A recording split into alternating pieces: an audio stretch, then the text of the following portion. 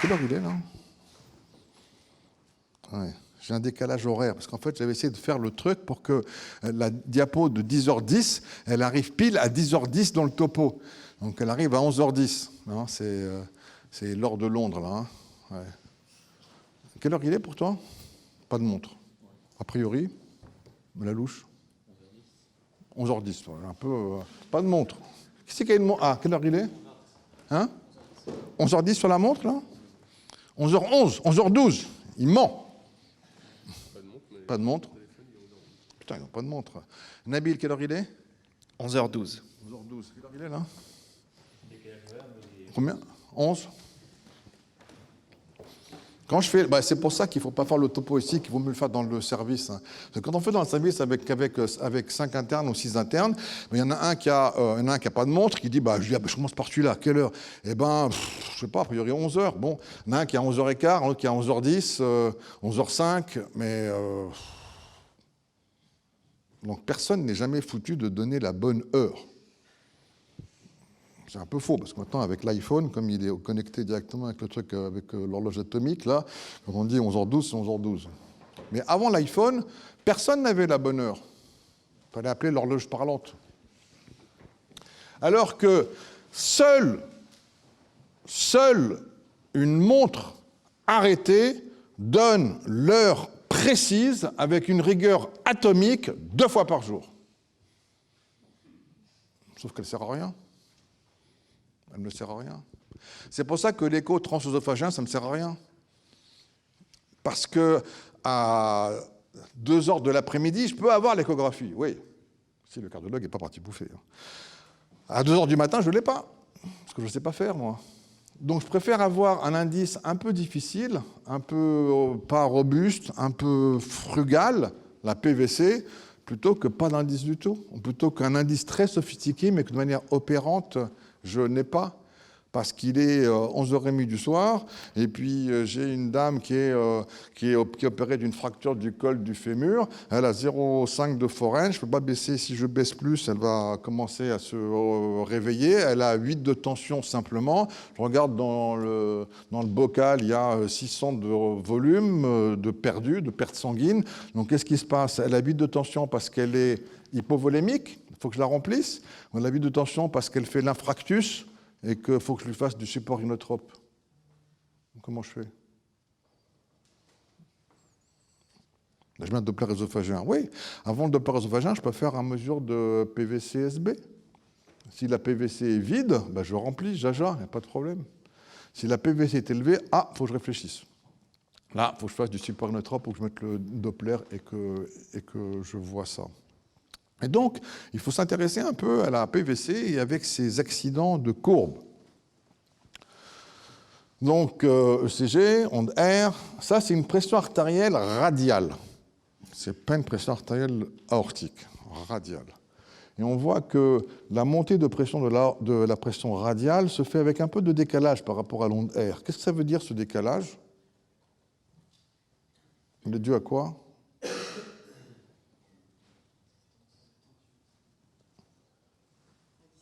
La distance, c'est la distance entre l'aorte, avec le bout de radial tel que je le vois, et que donc ça, je peux mesurer, je peux dire que ça fait il est à 60 de fréquence, donc ça fait 1000 millisecondes, donc ça fait 120 millisecondes, ça. Donc la pression, donc le flux artériel fait 1 mètre, de là à là, il y a 1 mètre, fait 1 mètre en 120 millisecondes, donc ça fait combien en kilomètres-heure, la vitesse du sang dans les artères? Il faut noter ça parce que ça va être l'exercice que vous allez avoir pour la prochaine fois. Donc, quelle est la vitesse du sang dans l'artère, sachant qu'elle met 120 millisecondes pour parcourir 1 mètre. Et après, il y a différents accidents au niveau de l'oreillette, et on voit qu'il y a une descente en systole et qu'il y a une descente en diastole. Et donc, c'est A, Z, C, X, V, Y. De A, c'est lié à la systole auriculaire. L'onde P, systole auriculaire, donc la pression dans l'oreillette monte. On ne dit plus systole auriculaire, on va dire contraction auriculaire, parce qu'on a tendance à réserver le terme de systole et de diastole à des événements ventriculaires. Et comme la systole auriculaire survient pendant la diastole ventriculaire, ça risque de me confuser. Donc la contraction auriculaire se fait en fin de diastole ventriculaire. Je fais le... Ouais. Voilà. Donc, contraction auriculaire, la pression dans l'oreillette augmente et elle ferme la valve tricuspide. Okay, et donc, le ventricule va commencer à se contracter et on va avoir une contraction isovolumétrique où la valve tricuspide et mitrale est fermée et la valve pulmonaire aortique n'est pas encore ouverte. Donc, on va avoir un petit ressaut C, d'accord, qui est lié lors de la contraction isovolumétrique, le bombement des valves vers le plancher aortique, vers le plancher auriculaire, pardon. Okay, et puis après, le ventricule éjecte et pendant qu'il éjecte, on va avoir une grande descente systolique X. Cette descente systolique X, elle est due à deux facteurs. Le premier, c'est que l'oreillette s'est contractée en fin de diastole, donc elle va se relâcher. Elle va augmenter sa compliance. Donc elle va mettre moins de pression sur la paroi de l'oreillette et donc la pression dedans va descendre. Et le deuxième événement, c'est ma main droite, c'est le ventricule. Quand le ventricule éjecte, il y a une part d'attraction du plancher mitral et tricuspide vers la pointe, un peu comme si je tirais sur le piston d'une seringue. D'accord? Donc je fais comme ça. Donc j'ai une descente de pression dans l'oreillette par rapport à une pression d'aval veineuse qui a augmenté, et donc l'oreillette va se remplir progressivement. Elle se remplit progressivement, le ventricule continue de vivre sa vie, il a fini d'éjecter, à un moment il va se relâcher. Le ventricule se relâche, sa pression devient de plus en plus petite. Lorsque la pression dans le ventricule devient plus petite que la pression dans l'oreillette, tac, ça ouvre la valve et ça redescend complètement. Okay, et donc on va avoir un remplissage en systole, un remplissage en diastole. Et lorsque l'on a un patient qui est assez hyperphonémique, on peut voir ce qu'on appelle un pouls jugulaire. On va avoir une sorte de double pouls, une sorte de double battement de la veine, parce qu'il y a deux battements veineux pour un battement cardiaque. Okay, donc, la PVC, c'est intéressant parce qu'on la regarde, et donc elle va dépendre de la balance entre plusieurs facteurs. Le volume de sang qui revient au cœur depuis la périphérie, c'est le retour veineux. Bon. Le retour veineux, ça va dépendre de la volémie générale et puis du tonus que chaque veine met sur le système veineux, et puis la fonction ventriculaire droite. Ça, c'est un peu facile. Et donc, il faut avoir plus de respect pour cette pression veineuse centrale. C'est le titre d'un papier de Sheldon McDaire, qui est très court, qui est libre de droit sur Internet. Ça fait 3 pages, et c'est assez explicatif. McDaire, ces 3 pages sont, premièrement, il faut comprendre que le débit cardiaque est égal au retour veineux. Une baisse du débit cardiaque, ça veut dire que j'ai une baisse du retour veineux.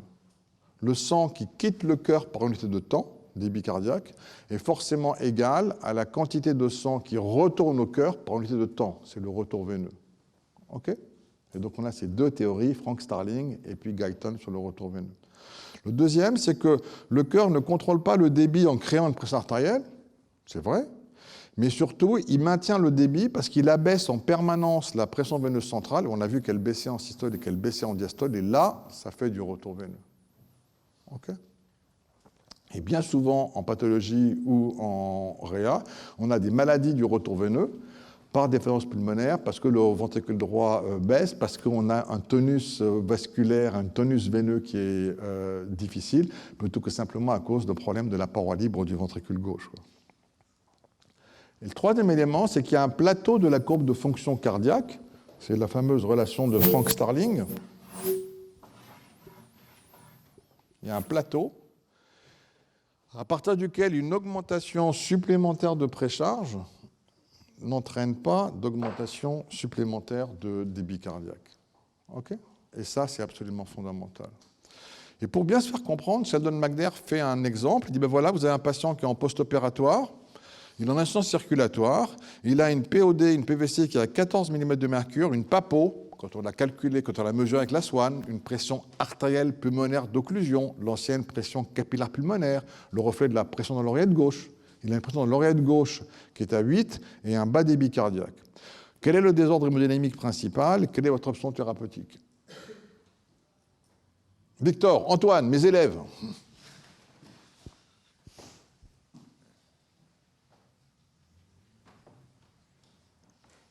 Ben, ça dépend.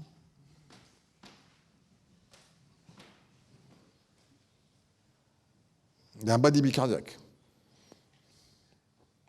Il y a un bas débit cardiaque. Et la pression droite est assez confortable. Et la pression gauche est petite. En fait, je suis un peu salaud parce que vous ne savez pas ce que c'est qu'une sonde de Swan-Ganz et Forester, hein, parce qu'on oublie à chaque fois Forester. Vous êtes moderne, et quand vous êtes moderne, vous mettez un ODM, un Doppler ésophageien. Allons-y. Alors, avec le Doppler ésophageien, vous avez mesuré la PVC Sadek-Belousif à 15 cm d'eau, elle est plutôt élevée. Avec le Doppler ésophageien, vous avez l'index cardiaque et le VES, et vous avez un temps d'éjection corrigé qui est de 280 millisecondes. Indice de précharge arrière. Pour une normale, entre 300 et 330. Donc, la précharge ventriculaire gauche est petite, la POG est petite, et la POD est grande.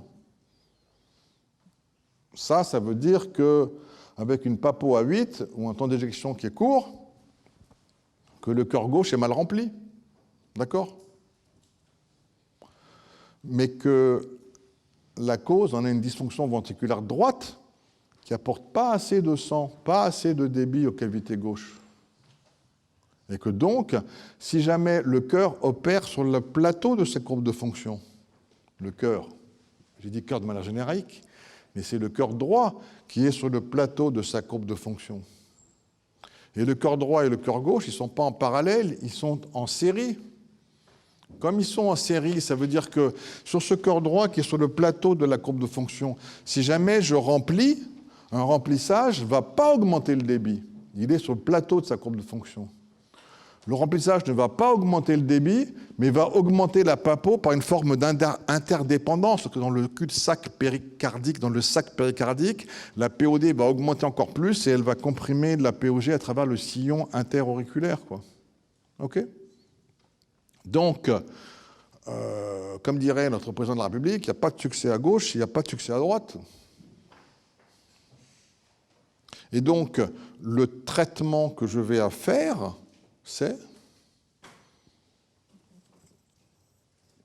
Je vais essayer de mettre un peu de support inotrope pour pouvoir aider le ventricule droit à passer ça. D'accord ? Donc je joue avec précharge, post-charge, inotropisme, mais vu sur le ventricule droit et pas sur le ventricule gauche. Le ventricule gauche, il est hypovolémique, il a sa précharge qui est basse. Donc il faut que j'augmente la précharge du ventricule gauche. Pour augmenter la précharge du ventricule gauche, je vais fouetter le ventricule droit, mettre un peu de dobutamine pour le faire travailler plus, pour passer au VD d'une courbe de ce type-là à une courbe de ce type-là. Ça, c'est de la stimulation bêta qui permet d'augmenter de là à là. Je vais faire de la dobutamine. Et quand on s'était amusé à la Lariboisière, il y a 25 ans, à mettre des capteurs de wall thickness qui mesurent l'épaississement régional du myocarde, on a mis ça sur le ventricule droit, sur le ventricule gauche, avec des doses croissantes de dobutamine. On a fait 2, 2,5, 3, 3,5, 5 gamma-kilominutes de dobutamine. On a vu qu'à 2,5 gamma-kilominutes de dobutamine, il n'y avait pas d'effet sur la contractilité du ventricule gauche, mais qu'il y en avait déjà sur le ventricule droit. Et pourquoi ? Parce qu'il y a plus de récepteurs inotropes dans le ventricule droit que dans le ventricule gauche. Et pourquoi ? Parce que quand j'étais homme préhistorique, j'avais très très peur, que j'étais coursé par un dinosaure, etc., que je sauvais. J'avais une libération de catécholamine d'enfer. Et ce qui fait que cette libération de catécholamine, avec un effet alpha, ont fermé mes veines, faire un effet d'autotransfusion pour que j'ai plus de volémie, pour que je puisse avoir un débit cardiaque beaucoup plus grand. Et parce qu'il y a 10 à 100 fois plus de récepteurs alpha dans les veines que dans les artères, j'arrivais à vasoconstricter les veines, effet d'autotransfusion, sans toucher l'artère, parce que l'artère, elle ne doit pas être constrictée, elle doit être dilatée pour que je puisse faire un effort musculaire. OK ? Donc pour traiter ce malade-là, je vais avoir un peu de dobutamine à petite dose pour faire de l'inotrope. Je vais baisser sa post-charge, trouver ce qu'il y a du NO, est-ce qu'il y a des médicaments, est-ce que je veux modifier la ventilation pour baisser la post-charge du ventricule droit, et la précharge du VD, elle est déjà très très grande. Okay. Donc comment est-ce qu'on diagnostique un mauvais remplissage du cœur droit ? Il est hypovolémique si la POD est basse, s'il y a une épreuve de remplissage correct, et puis voilà. Et donc plus vous allez mettre du Doppler ésophageien, et plus vous devez avoir mesuré votre pression veineuse centrale avant, parce que vous devez avoir ce cas-là. Effectivement, si on prend toute la pathologie médicale, quels sont les cas où la POD est basse et les cas où la POD est haute, et les cas où la PAPO, la pression artérielle pulmonaire d'occlusion, celle donnée par la SWAN, était haute ou basse. Et là, je peux dire hypovolémie, la PAPO est basse, d'accord, mais la POD est aussi basse, donc je n'ai pas besoin de SWAN pour diagnostiquer une hypovolémie. Des cas où la POD est basse, mais que la PAPO est haute, parce que j'ai une dysfonction ventriculaire gauche, j'ai une HTA, j'ai une pathologie cardiaque, mitrale, aortique et autres. Avec mon stéthoscope, je peux faire ce diagnostic-là. Je n'ai pas besoin d'avoir une soignance pour ça.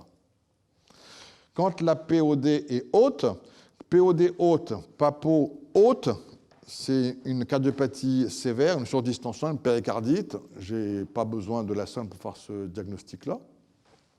POD basse, POD haute, PAPO basse, c'est ce qu'on vient de voir. C'est pathologie vasculaire pulmonaire, c'est dysfonction ventriculaire droite. Je n'ai pas besoin de SWAN si j'ai un Doppler œsophagien et si j'ai mesuré la pression veineuse centrale. Okay. Donc la mesure de pression veineuse centrale, elle n'est pas suffisante parfois, mais elle est absolument nécessaire toujours. Elle est nécessaire, mais pas suffisante. Elle est nécessaire, vous avez la PVC, puis vous avez votre cerveau pour savoir qu'est-ce qui va après. Puis après, vous pouvez faire des éléments remplis de passive leg raising, des manœuvres de levée de jambes. Très très beau papier de l'équipe de Jean-Louis Teboul à Bicêtre et qui montre comment est-ce qu'on fait vraiment une manœuvre de levée de jambes.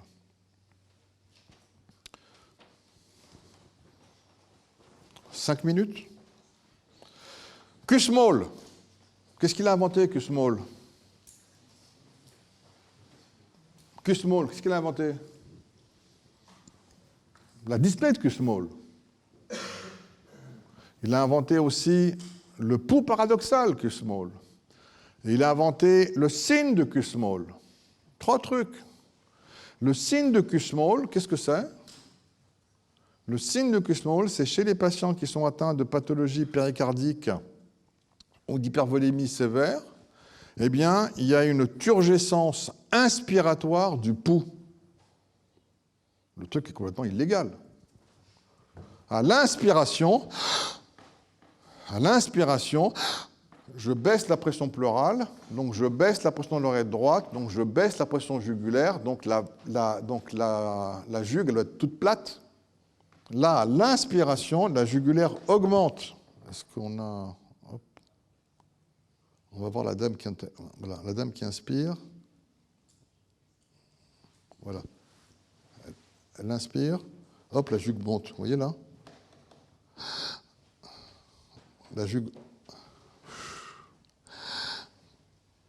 À chaque inspiration, la jugulaire augmente. On a réussi à démontrer en 91 quelle était la pathogénie du signe de Kussmaul. Au début, on pensait qu'il le décrit en 1880, de 1880 à 1950. En 1950, on ne savait pas ce que c'était. En 1950, M. Deck dit, eh bien, Tu vas m'aider? Voilà. Monsieur Deck dit, c'est très facile parce que voilà, ma manche, c'est le péricarde. Il y a des ligaments péricardiaux phréniques. Donc quand j'inspire, le diaphragme tire sur le bas. Ces ligaments montent une tension sur le péricarde et ça augmente la pression dans l'oreillette droite. Si ça c'est vrai, si on mesure le flux entrant dans l'oreillette, veine cave sup et veine cave inf, quand je tire ça, le flux devrait être abaissé. On a mesuré ça avec Jim Robotham, Masao Takata à Hopkins. On a vu que quand on faisait simuler un signe de Kussmaul, le flux augmentait et ne diminuait pas. Donc ce que Deck avait indiqué était faux. Et finalement, on a mis différents capteurs. Et chez les patients qui sont en hypervolémie ou en insuffisance ventriculaire droite, finalement, lorsqu'ils ont une inspiration profonde, ils vont avoir une augmentation, une sorte de massage du diaphragme sur le foie, comme si je faisais un reflux hépato-jugulaire spontané. Et que donc, je vais avoir une augmentation de la turgescence jugulaire. Parce qu'à l'inspiration, d'un côté, j'ai la pression pleurale qui baisse, et donc ça a tendance à faire baisser la pression pleurale. De l'autre côté, j'appuie avec le diaphragme sur le foie, et comme il est gorgé de sang, je transloque du foie, et donc j'augmente, donc j'ai un signe de Kussmaul. OK? On était vachement fiers d'avoir pu montrer ça pour la première fois. Sheldon McDerse en est utilisé ensuite pour dire que chez les patients qui sont en réa, à qui on peut mesurer une pression veineuse centrale, le fait que la PVC ne baisse pas, là, on a à l'inspiration, on a la pression, la POD qui baisse un peu. Donc ça, c'est la partie normale. Chez des malades qui sont en hypervolémie, il a mesuré une Swan-Ganz pour avoir la pression capillaire pulmonaire pour montrer la baisse de pression pleurale. Donc il inspire bien. Et on voit que, alors que à chaque inspiration, la pression veineuse centrale, elle ne baisse pas. C'est donc un équivalent de signe de Kussmaul. Ça veut dire que le patient est hypervolémique. OK ? Kussmaul, toujours le même, a aussi inventé le pouls paradoxal qui expliquait ça. Et on va s'arrêter sur cette dimension-là, parce que c'est ce que vous avez ensuite dans le delta up, delta down avec les VPP que vous avez sur de la ventilation mécanique. Et Kussmaul dit, chez les malades qui sont atteints de pathologies péricardiques et autres, il existe, à l'inspiration profonde, il existe une diminution inspiratoire du pouls, alors que, paradoxalement, c'est là que vient le terme de pouls paradoxal, il existe une diminution inspiratoire du pouls, alors que, paradoxalement, le cœur est animé de contractions plus vigoureuses. Chez une inspiration profonde, la pression pleurale baisse, donc ça fait baisser toutes les pressions, donc j'ai moins de pouls, c'est normal, c'est pas paradoxal. Le paradoxe pour Kussmaul, c'est, à l'inspiration, il y a une baisse de la pression, de la force du pouls, alors que le cœur est animé de contractions plus vigoureuses. Comment il sait ça? Eh bien parce qu'il fait comme ce que nous a enseigné Yacine. Il a une main sur le pouls et une main sur le cœur. Et la main qu'il a sur le cœur, Kussmaul, il l'a au niveau de l'angle de l'ouïe. Et quand on met le pouce à gauche du manubrium sternal, ce qu'on mesure, ce n'est pas le choc de pointe du VG, ce qu'on mesure, c'est le bulging du ventricule droit. Et le pouls paradoxal, on se trouve avec, à l'inspiration, j'ai un afflux de sang qui arrive au niveau du thorax, okay, exemple de signe de Kussmaul. Le ventricule droit s'expand beaucoup, il va commencer à comprimer par interdépendance ventriculaire le ventricule gauche qui va éjecter moins, et donc on va avoir une baisse de la pression artérielle. Okay. On a le même type d'éléments de ce que l'on a sur la partie de ventilation mécanique, et on n'a plus trop de temps pour expliquer chacun de ces événements, mais vous l'avez dans chacun de vos traités particuliers. Ce qui veut dire qu'il faut mesurer la pression veineuse centrale, parce qu'entre le diagnostic et le traitement, on est dans un élément qui est ensemble, de la même façon qu'en réa, le docteur et l'infirmière travaillent ensemble. La partie de monitoring, le monitoring, ça fait partie du traitement. Le monitoring, ça sert à soigner et à prendre soin. Surveillance, monitorage, ça fait partie du traitement, c'est la même chose, donc il faut travailler en équipe pour pouvoir faire. Donc il y a une véritable philosophie du monitorage. Quelle est la qualité technique de la PVC? Quel est son apport informationnel par rapport aux crétins qui disent que ça ne sert à rien? Quelle est l'influence de l'examen sur le comportement médical de ce que je vais avoir? Quelle est l'influence de l'examen de santé sur l'examen sur la santé des malades auxquels il est appliqué, avec ou sans mesure de cathé central? Ça, c'est absolument évident pour moi. Et quelle est l'influence de la pratique sur la santé de la population au sens large? Et bien, je dirais que sur la santé de la population en réanimation au sens large, ça change beaucoup. Et donc, il faut mesurer la pression veineuse centrale. Ce n'est pas parce que quelques vieux barbons vous disent que c'est un mauvais indice du remplissage qu'il ne faut pas l'utiliser. C'est pas toujours suffisant, mais c'est absolument nécessaire. Merci beaucoup de votre attention.